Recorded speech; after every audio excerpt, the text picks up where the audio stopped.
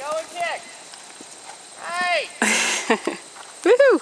Like I say, at this stage, it's not always going to be pretty.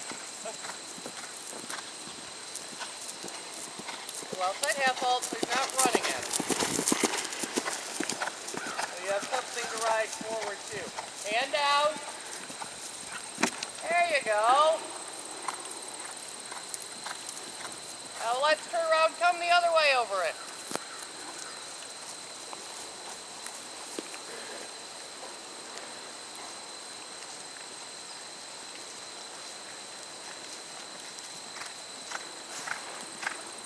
Put deeper into your heel. Hand down, kick. Right. I want you just to balance that canter a little more. Bring him more in this canter. And that more pull-up balance canter. Now that he's got the idea.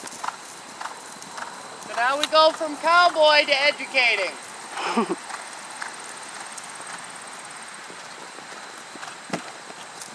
Yeah. Even a little more balance. Shorten your end. That's right. Yeah, so now we don't have to gun in as much. He's got the idea. So now we're trying to give him the quieter, nicer ride.